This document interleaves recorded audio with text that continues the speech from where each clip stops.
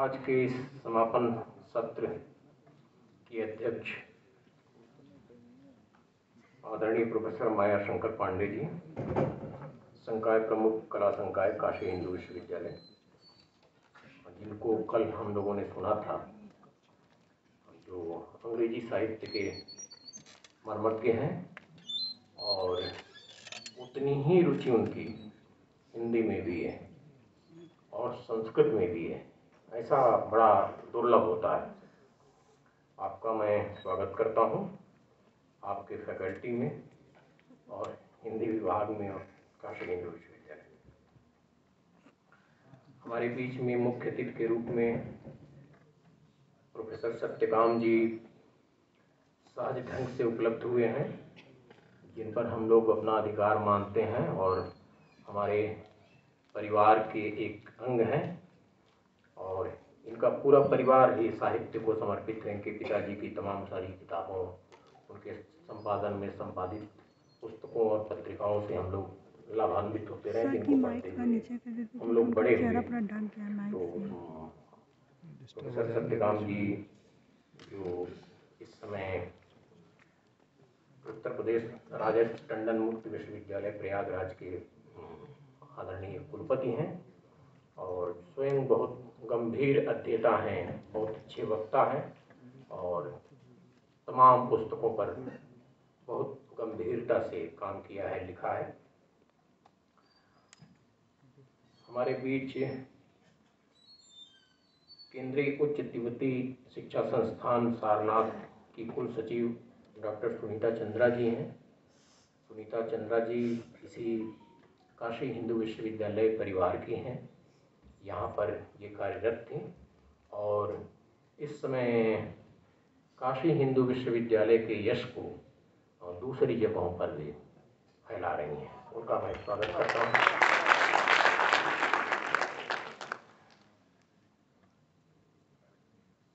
संचालन विवेक जी कर रहे हैं। विवेक जी कम शब्दों में बहुत बढ़िया बोल लेने के लिए जाने जाते हैं। डॉक्टर सत्यप्रकाश सिंह प्रतिवेदन प्रस्तुत करेंगे अपना संपूर्ण गोष्ठी का और धन्यवाद ज्ञापन करेंगे सत्यप्रकाश पाल। ये सभी लोग हमारे प्रिय हैं, हमारे हिंदी परिवार के हैं। मेरे सामने बहुत सारे विद्वान बैठे हुए हैं। जैसा कि कल मैं कह रहा था कि तमाम प्रांतों से और कई विश्वविद्यालयों के विद्वान यहाँ आए हुए हैं, कई कॉलेजों से हैं। उत्तर प्रदेश के तमाम कॉलेजों और विश्वविद्यालयों से तो लोग हैं ही। प्रोफेसर परितोष जी आए थे कल। स्वास्थ्य के कारण मैं यहाँ से बीच में चला गया था और उनको सुन नहीं पाया था। चंदन जी, प्रोफेसर चंदन जी यहाँ पर आए तो कुछ लोगों को सुन नहीं पाया जिनको मैं सुनना चाह रहा था। दोपहर में मुझे बुखार चढ़ने लगा था तो मुझे भागकर घर जाना पड़ा था। तो जिन्हें नहीं सुन पाया उन्हें इस बात का मुझे अफसोस है, ये मेरी क्षति है। कल हम लोगों ने इस कार्यक्रम की रूपरेखा संक्षेप में प्रस्तुत की थी और कुछ विद्वानों को हमने सुना था। हम लोगों ने राष्ट्र की बातें की थी, राष्ट्रीयता की बातें की थी, भारतीय संस्कृति की परंपरा की, जो हमारे आदर्श हैं, जो हमारे जीवन मूल्य हैं, उन मूल्यों की चर्चा यहाँ की गई थी। और बहुत सारे पक्ष जो स्त्रियों की भूमिका हमारी आज़ादी की लड़ाई में थी, उसकी भी हम लोगों ने संक्षेप में चर्चा की। हमारे जो अतिथिगण आए हैं उन्होंने बड़ी तैयारी के साथ अपनी बातें की। जो वरिष्ठ लोग हैं उन लोगों ने तो अपनी गरिमा के अनुकूल यहाँ बात रखी ही। जो जिन नए मित्रों को हम लोग सुन रहे थे, मैंने अनुभव किया कि वो सारे लोग बहुत तैयारी के साथ आए थे और जो चर्चित बातें हैं, जो प्रतिष्ठित बातें हैं, उनकी चर्चा तो हुई। बहुत सारे नए पक्षों को लोगों ने रखा और उन कवियों की चर्चा की जिनकी मुख्य धारा में चर्चा नहीं हो पाती है सामान्यतया। तो ये बड़ी बात है। ये वो इस संगोष्ठी की उपलब्धि है कि जो थोड़े कम चर्चित या अचर्चित रह गए थे, उन कवियों, उन कवयित्रियों की भी यहाँ पर चर्चा हुई। तो वो सारे लोग, उन सभी लोगों ने अपने वक्तव्यों से इस कार्यक्रम को समृद्ध किया। हम लोगों ने बहुत सारी कविताएं कल भी सुनी सुनाई और कुछ कवियों के हवाले से, कुछ पंक्तियों के हवाले से हमने जो हमारी भारतीय चिंतन धारा है, जो भारतीय मनीषा है, उसकी चर्चा करते हुए जो हमारी दृष्टि है, जो उदारतावादी दृष्टि है और जो एक समन्वयवादी दृष्टि है, जो हम सबको उदारता के साथ स्वीकार करते हैं और जो कुछ भी जहाँ जहाँ अच्छा है, जो सर्वोत्तम है, उसको हम ग्रहण करते हैं। हमारा ऋग्वेद उद्घोष करता रहा है, आनो भद्रा क्रतो यन्तु विश्वता। विश्व में कहीं भी अगर कोई भद्र विचार है, कल्याणकारी विचार है, मंगलकारी विचार है, तो वो आए। हम शुरू से उदार रहे हैं। जो लोग इन चीज़ों को नहीं जानते हैं, जिन लोगों ने नहीं पढ़ा है, वो दूसरे ढंग से इन चीज़ों को प्रस्तुत करते हैं। इसका मतलब ये होता है कि हम परंपरा को ठीक से नहीं जानते हैं। तो ये जो आनो भद्रा क्रतो यन्तु विश्वता, बहुत पहले जब दुनिया में सभ्यताएं अपनी आंखें खोल रही थीं, उससे भी पहले भारत के ऋषियों ने, महर्षियों ने, हमारे चिंतकों ने इस बात की घोषणा की थी कि दुनिया में कहीं भी अगर कुछ अच्छा है, कुछ अच्छे विचार हैं, तो आइए, उनका स्वागत है। तो हमने स्वागत भी किया और अपना बांटा भी। सर्वे भवन्तु सुखिनः, सभी लोग सुखी हों, ये विश्व मानवतावाद जो है वो हमने उसका उद्घोष किया था। तो वह सारी चीज़ें बीच में जो तमाम सारे आक्रमण हुए, अतिक्रमण हुए, बहुत सारे मूल्यों को तोड़ने, मिटाने, ध्वस्त करने की कोशिशें हुई, उनकी प्रतिक्रियाएं हुई और जो हमारे मनीषी रचनाकार थे, जो देशभक्त रचनाकार थे, उन्होंने जिस तरह से लोगों को जागृत किया, जनता को एकजुट किया, तमाम सारे मुद्दों पर लोग बटे हुए थे, अब भी बटे हुए हैं। अब भी अक्सर राजनीति बांटती है, साहित्य जोड़ता है। इसीलिए नागार्जुन ने बड़ी खराब भाषा में राजनीति के लिए कुछ कहा था, जिसको आज कहना ठीक नहीं है। तो राजनीति बांटती रही है और साहित्य जो है वो हमेशा जोड़ता रहा है। तो इस विषय पर बहुत सारी कविताओं की चर्चा हो चुकी है। एक कविता की चर्चा मैं करना चाहता हूँ। राम नरेश त्रिपाठी की कुछ बातें मैंने कल की थी और लोगों ने भी चर्चा की है। राम नरेश त्रिपाठी की कविताएं इस दृष्टि से बहुत महत्वपूर्ण हैं, जिनकी ज़्यादा चर्चा हुई। मैथिली शरण गुप्त की चर्चा, माखनलाल चतुर्वेदी की कविताएं हमारी बातचीत के क्रम में आई। बहुत सारी वो कैदी और कोकिला की बेहतरीन कविता है माखनलाल चतुर्वेदी की। तो वो सारी कविताएं बातचीत के क्रम में आई हैं और दिनकर अपने ओज के कारण और अपनी शैली के कारण दिनकर बहुत हमको याद होते हैं और दिनकर आज की युवा पीढ़ी में भी बहुत लोकप्रिय हैं। उनकी कविताओं का पाठ करके बहुत सारे लोग चर्चित हो रहे हैं। तो दिनकर बार बार उद्धृत किए गए।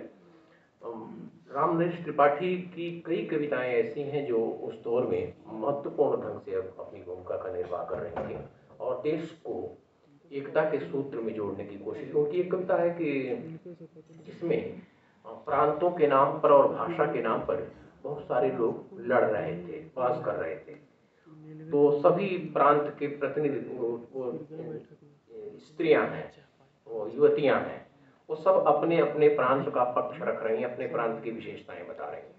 उसमें एक जो स्त्री, एक बालिका जो भारतीय है, जो किसी प्रांत की नहीं है, वो सिर्फ भारतीय है, वो आकर अपना पक्ष रखती है उसमें और बताती है कि तुम लोग प्रांत भाषा और क्षेत्र वगैरह की बातें करती हो, इससे हमारा देश कमजोर होगा, ये ठीक नहीं है। हम सभी भारतीय हैं, तो हम सभी भारतीय हैं, इस बात को उस कविता में उन्होंने स्थापित किया। कविता पढ़कर मैं आप लोगों का समय नहीं लेना चाहता और जिस तरह की स्थितियां हैं और जिनकी चर्चा बार बार हो रही, हमें समेटना पड़ा है बहुत सारे कार्यक्रमों को और मैं इस बात के लिए वक्ताओं को धन्यवाद देता हूं कि सारे लोगों ने, सभी लोगों ने इस बात को समझा है और ये जो परिस्थिति है इसको समझा है और सभी लोगों ने अपने वक्तव्यों को बहुत समेट दिया है। ये कठिन काम होता है कोई कहीं जाने के लिए आधा घंटे की तैयारी कम से कम तो करके जाता है कि आधा घंटा बोलेंगे, फिर कहा जाता है 20 मिनट कर लीजिए, 15 मिनट कर लीजिए, 10 मिनट कर लीजिए, और फिर 5 मिनट और 2 मिनट तक भी कभी कभी हम लोगों को आना पड़ता है। लेकिन इसी में परीक्षा भी होती है। हम लोगों ने अपने लंबे अनुभव से जाना है कि अगर हमारी तैयारी किसी विषय पर बढ़िया है तो हम उसको 5 मिनट में भी कर लेते हैं, उसका सारांश कर लेते हैं। अगर तैयारी नहीं है तब तो हम बिना कागज के अक्षर सा पढ़े हुए आप कुछ भी नहीं बोलेंगे। तो इन वक्ताओं ने साबित किया कि इन लोगों ने, सभी लोगों ने पढ़ा है। आज हमको 1 बजे तक इस कार्यक्रम को समाप्त कर लेना है। कुछ बढ़ जाएगा 10-5 मिनट तो कोई हर्ज नहीं है, लेकिन हम लोग कोशिश करेंगे कि समय में चलें। और जो हमारे खास करके विद्वान यहाँ मंच पर बैठे हुए हैं, विशेषकर सत्यकाम जी को और सुनीता जी को हम लोग सुनेंगे ही। प्रोफेसर माया शंकर पांडे जी को कल हम लोगों ने बहुत ठीक से सुना है, उन्हें सुनेंगे।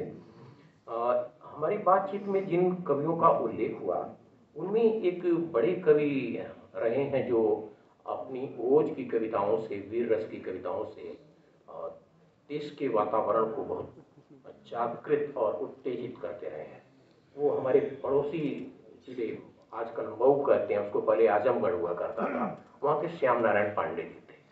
श्याम नारायण पांडे जी को हम लोग सौभाग्यशाली हैं कि उनको कई बार मंचों पर सुना, और जिस तरह से वो काव्य पाठ करते थे, माइक वगैरह तो अक्सर टूट जाया करते थे, जब हाथ में चलाते थे तो माइक छटक जाता था। तो श्याम नारायण पांडे जी की एक कविता जो घास की रोटी कविता है, उसमें उन्होंने ये कहा कि राणा प्रताप जो संघर्ष कर रहे थे, हम सभी जानते हैं कि राणा प्रताप पर इतनी कविताएं लिखी गई हैं। कल मैं सोहनलाल द्विवेदी की कविता की चर्चा कर रहा था, तो महाराणा प्रताप संघर्ष जिस तरह से कर रहे थे उसकी चर्चा करने की जरूरत नहीं है, यहाँ बैठा हुआ हर व्यक्ति उसको ठीक से जानता है। उन्हीं में जब घास की रोटी बनानी पड़ी थी जिन परिस्थितियों में, और राणा प्रताप की बेटी उस रोटी को खाने के लिए बैठी थी, और ज्यों ही उसके हाथ में रोटी आई थी त्यों ही बिल्ली ने छीन लिया था। और उस बिल्ली का वो हरकत देखकर और बेटी का रोना देखकर वह चट्टानी कलेजे वाला व्यक्ति, चट्टानी व्यक्तित्व वाला व्यक्ति टूट गया था अचानक। उस बेटी की आंसुओं से अचानक हिल गया था और वो संधि पत्र लिखने को तैयार हो गए थे। पांडे जी ने लिखा है कि संधि पत्र लिखने को तैयार हो गए। उसके बाद उनकी पत्नी ने आकर उनको रोका था। महिलाओं ने कैसे वक्त पर आकर साथ दिया है, कैसे खड़ी हो गई हैं, कैसे पुरुषों के आगे तनकर खड़ी हो गई हैं। ये हमारा जो देश है, जिन वीरांगनाओं की चर्चा हम लोग करते हैं, उसका एक उदाहरण में थोड़ी सी पंक्तियां उनकी पढ़कर सुनाता हूँ। पांडे जी लिखते हैं कि लुट गए लाल गोदी के तेरे अनुयायी होकर, कितनी विधवाएं रोईं अपने प्रियतम को खोकर। आजादी का लालच दे झाला का प्राण लिया है, चेतक सा बाज गंवाकर तूने पूरा अरमान किया है। तू संधि पत्र लिखने का कितना अधिकारी है, जब बंदी माँ के दृक से अब तक आंसू जारी है। थक गया समर से तो अब रक्षा का भार मुझे दे, मैं रणचंडी बन जाऊं अपनी तलवार मुझे दे। तो श्याम नारायण पांडे की कविताओं में, बहुत सारी कविताओं में, वो जो तलवार गिरी वाली कविता वो मेरे पास है, मैं वक्त नहीं लेना चाहता। तो इन सारे कवियों ने किस तरह से ओज भरा, किस तरह से आज़ादी की लड़ाई में प्राण डाले, जान डाल दी, और नौजवानों को एकजुट किया, संगठित किया, उनको ललकारा, और जिन जज्बों से भरा था। बहुत सारी कविताएं हम लोगों के जहन में गूंज रही हैं। उन तमाम सारे क्रांतिकारियों के विचार सामने आ रहे हैं। आज जब भगत सिंह अपने जीवन का अंतिम पत्र लिख रहे थे अपने छोटे भाई कुलतार को फांसी से ठीक एक दिन पहले, जब उन्होंने पत्र लिखा था और कहा था कि आज तुम्हारी आंखों के आंसू नहीं देखे गए। बहुत सारे मार्मिक पत्र हैं जिनको हम लोग पढ़ते हैं तो रुक जाता है, बोलते हैं तो बोलना रुक जाता है। तो वो उस पत्र में जो उन्होंने पंक्तियां उद्धृत की थी, इकबाल की पंक्तियां, कि वो मेरी वो कोई पल का मेहमा हूँ ऐ अहले महफिल, कोई पल का मेहमा हूँ ऐ अहले महफिल, चरागे सहर हूँ बुझा चाहता हूँ। सुबह का चिराग हूँ, बुझने ही वाला हूँ। और हम जानते हैं कि वो बोर नहीं हो पाई थी जब भगत सिंह को फांसी दे दी गई थी। और उन्हीं दिनों ये पंक्तियां भी आई थी कि मेरी हवा में रहेगी ख्याल की बिजली, ये मुझसे खाक है फानी, रहे रहे न रहे। तो ये जो राख है, ये शरीर है, ये नश्वर है, ये रहे न रहे, लेकिन हमारे ख्यालों की बिजली हवाओं में कड़केगी, तड़पेगी, हमारे विचार जिंदा रहेंगे। और हम लोगों ने उसकी बढ़त देखी थी। उन्हीं विचारों, उन्हीं कविताओं और उन्हीं जज्बों से हमने आज़ादी की लड़ाई लड़ी थी। बहुत सारी कहानियां हैं, जो लंबे जीवन की, लंबी यात्रा की छोटी कहानी कम समय में समेट लेना बड़ा कठिन काम है। तो हम लोगों ने 2 दिन से इस पर चर्चा की। और मैं फिर एक बार हमारे जो विद्वान बाहर से आए हुए हमारे साथ बैठे हुए हैं, बहुत सारे लोगों को नाम से मैं जानता हूँ, हमारे शहर के जो लोग हैं, कल विद्यार्थियों ने, आज मैं फिर कह रहा हूँ कि ये पता नहीं क्यों थोड़े मुझे से हैं, हम लोग दुखी हैं, हमारे कुलाधिपति हमारे बीच नहीं रहे, आदरणीय जस्टिस गिरधर मालवीय जी। लेकिन जो बातें हो रही हैं, उन बातों कुछ देर तक उन क्षणों को जीना चाहिए हमें, जिस पर हम चर्चा कर रहे हैं। कल यहाँ के विद्यार्थियों ने, हम लोग अक्सर कहते रहे हैं, और कल मुझे थोड़ा सा संदेह हुआ था जब कल मैं स्वागत भाषण कर रहा था, तो कल मुझे ये हाल थोड़ा कम भरा था और मैं थोड़ा संदेह में था। लेकिन थोड़ी देर बाद हुआ ये कि ये सभागार पूरा भर गया और 100-150 लोग खड़े हो गए। तो कल फिर मुझे लगा कि हम लोग जो कहते हैं कि आप चाहे जितना बड़ा हाल बना दीजिए, हिंदी के विद्यार्थी उसको छोटा कर देंगे।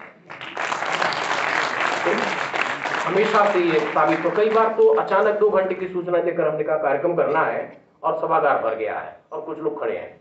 तो हमेशा हमारे विश्वविद्यालय के पास ऐसा कोई सभागार नहीं है जिसमें हिंदी के विद्यार्थी अट सके। तो कल भी उसको साबित किया हमारे विद्यार्थियों ने, और आज भी बैठे हुए हैं आप सभी लोग। आप सभी लोगों का मैं हृदय से स्वागत करता हूं, और आप लोग इसी तरह से सुने और उत्साह बनाए रखें। आगे भी हम इस तरह के आयोजन करेंगे, ऐसे आयोजनों से हमको बल मिलता है। बहुत बहुत धन्यवाद।